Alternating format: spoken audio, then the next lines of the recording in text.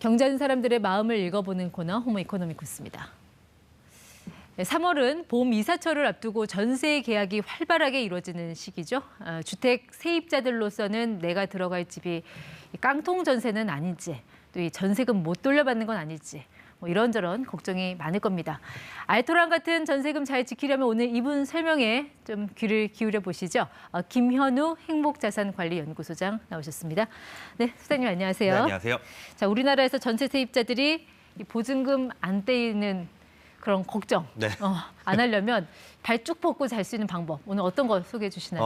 오늘 사실 전세금이 굉장히 중요한 자산이잖아요. 그런 것들을 이제 지키기 위한 여러 가지 방법들이 있는데 그 중에서도 이제 제도적인 장치, 보험을 통해서 보호할 수 있는 전세보증금 반환 보증보험, 요거에 대해서 좀 알려드리겠습니다. 전세금 보증보험, 네, 이거 구체적으로 어떤 제도예요?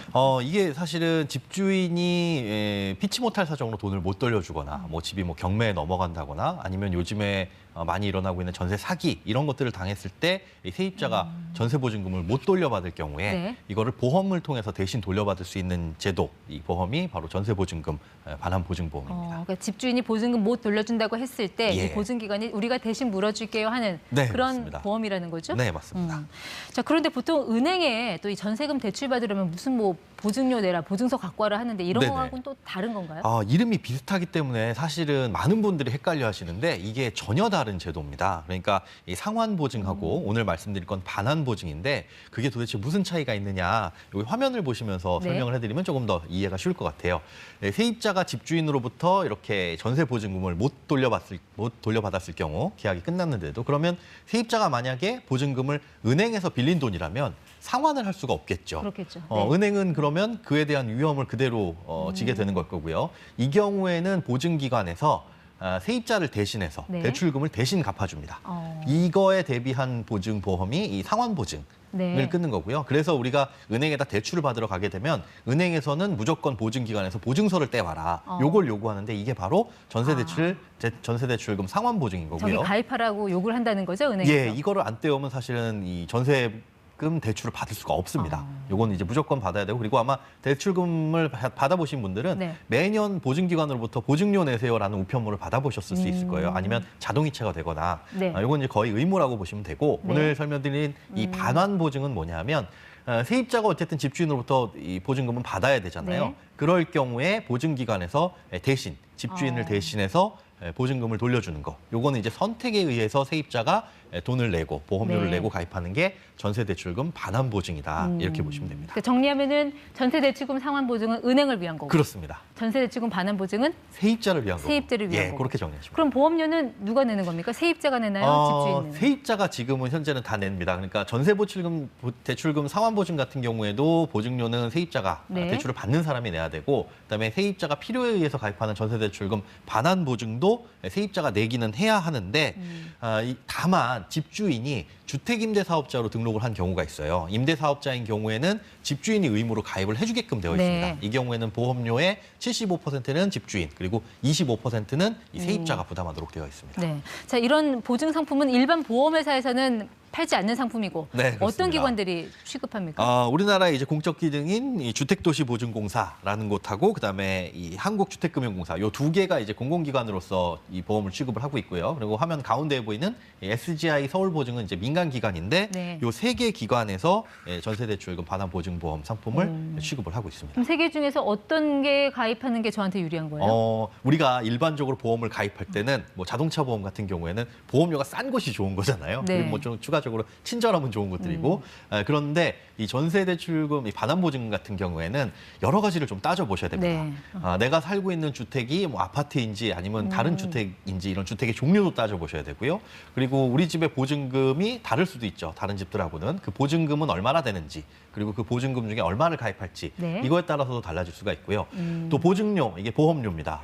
보증료도 세 개 기관이 전부 다 다르거든요. 그것도 따져보셔야 되고, 그다음에 언제 가입하느냐, 이 보증 가입 신청 기간이라든가 시점, 이런 것도 따져봐서 이 네 가지를 좀 골고루 따질 게 많네요. 살펴봐야 됩니다. 주택 종류를 따져야 된다는 얘기는 뭐 아무 집이나 다 해준다는 얘기는 아닌가 봐요? 네, 그렇습니다. 이게 일반적으로 주택이라고 부르는 것들은 대부분 다 해주기는 하는데, 주택의 종류에 따라서 이 세 개 기관마다 해주는 주택이 있고 안 해주는 주택이 있어요. 화면을 보시면 이 세 개 기관이 공통적으로 해주는 주택은 아파트, 그리고 단독 다가구 다세대 주택, 뭐 연립, 그리고 주거용 오피스텔은 세 개 기관에서 공통적으로 받을 수가 있습니다. 그러니까 고민 안 하셔도 되는데 우리가 흔히 부르는 이 노인복지주택이라고 부르는 실버타운 이런 것들 있죠. 네. 그런 것들은 허그나 아니면 HF 주택금융공사에서만 해주고 서울보증보험에서는 그 두 가지는 안 해줍니다. 네. 다만 도시형 생활주택이라고 부르는 주택은 서울보증보험에서만 가입을 할 수가 있고요. 예.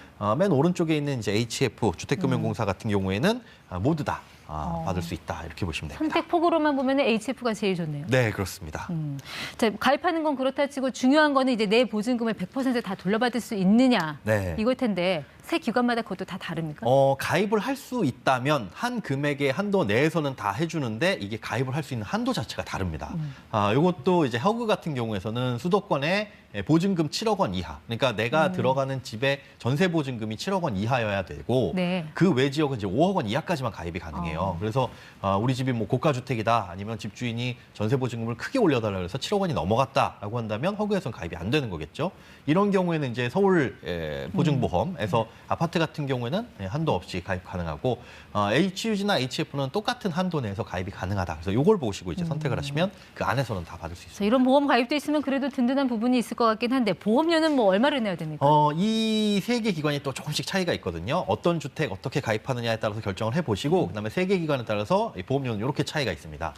서울보증보험이 사실은 한도가 없는 대신에 보험료는 가장 비싼 편이고요. 네. 그다음에 HUG나 HF 이렇게 되어 있는데 우대 요건에 따라서도 어디가 비싸고 싸지고가 달라질 수가 있기 때문에 이거는 홈페이지에 직접 들어가셔가지고 나의 상황에 맞춰가지고 우대 금리를 받을 수 있는지, 네. 우대 보증을 받을 수 있는지 이걸 좀 따져보시고 선택을 하시는 게 좋습니다. 이런 보증금 제때 돌려받으려면 네. 언제 이 보험에 가입해야 돼요? 그 전세 계약을 기준으로 했을 때, 그 기간을 기준으로 했을 때. 사실은 이 전세 계약을 맺었을 때 바로 가입을 하시는 게 가장 안전하겠죠. 근데 깜빡 잊고 좀 늦게 가입할 수도 있잖아요. 네. 그래서 가입할 수 있는 시점이 기간마다 차이가 있습니다. HUG나 HF 같은 경우에는 전세 계약 기간 2분의 1 경과전. 그러니까 전세 계약은 보통 2년을 체결하니까 1년 이상 남은 시점에서 가입 가능하고 네. 서울보증보험 같은 경우는 조금 차이가 있습니다. 5개월이나 10개월 이내에 가입해야 되니까 저기는 조금 서두르셔야 된다. 네. 이렇게 알고 계셔야 됩니다. 따져봐야 될 경우의 수가 너무 많은데 이렇게 네. 꼼꼼하게 따졌으면 이제 뭐 사기당할 걱정 안 해도 되는 건가요?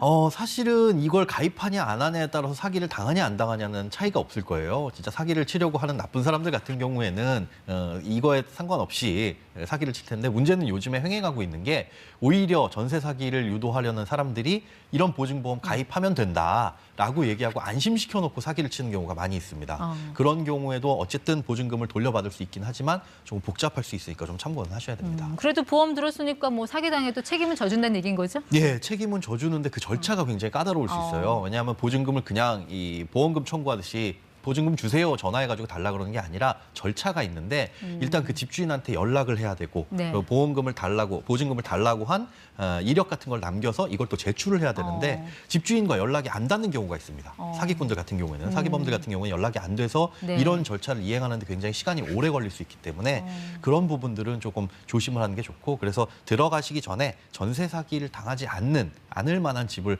고르시는 게 가장 좋은 방법이라고 할 수가 있겠습니다. 아무튼 뭐 가입하는 건 그렇다 쳐도 뭐 받을 때는 뭐 10년 늙는 기분이다 이런 얘기도 하던데 그렇죠. 그만큼 좀 청구 절차가 까다롭다는 얘기인가요? 네, 청구 절차가 그렇게 쉽지는 않는데 특히나 이제 사기를 당했을 경우에는 더욱더 까다로워질 수 있으니까 좀 조심하시기 바랍니다. 앞에 따져본 거 이 네 가지 외에 또 주의해야 될 게 있습니까? 남아있습니까? 이 보증보험을 가입하는 게 가장 안전한 장치긴 한데 그거에 선행해서 좀 전에 말씀드린 것처럼 전세 사기를 피하는 게 가장 좋겠죠. 그런데 요즘에 보면 주로 전세 사기는 신축 빌라 같은 곳에서 일어나는 경우가 많습니다. 그래서 처음에 이제 전세 계약을 맺을 때 공시 가격이 제대로 확인되지 않는 신축 빌라는 조금 피하시는 게 좋고요. 네. 그다음에 특히나 바지 사장을 내세워가지고 사기를 치는 경우가 많습니다. 그런데 거기에 공통점이 뭐 법인이 주인으로 되어 있다거나 외국인이 주인으로 되어 있는 경우가 있습니다. 그런 경우에는 조금 더 의심을 하시고 네. 회피하시는 게 좋고 인터넷 같은 곳에 검색을 해보시면 이 전세 사기 피하는 방법들 여러 가지 팁들이 있거든요. 네. 요건 꼭 숙지를 하시고 계약을 맺기 전에 꼭 한번 확인을 해보시는 게 좋을 것 같습니다. 대부분의 일반인들에게는 전세 보증금이 이제 전 재산이나 마찬가지니까 불편하더라도 따져보고 감당할 수 있는 비용이면 보험을 드는 게 안전하다. 네, 그렇습니다. 지금까지 호모 이코노미쿠스 김현우 소장과 함께했습니다. 오늘 말씀 고맙습니다. 네, 고맙습니다.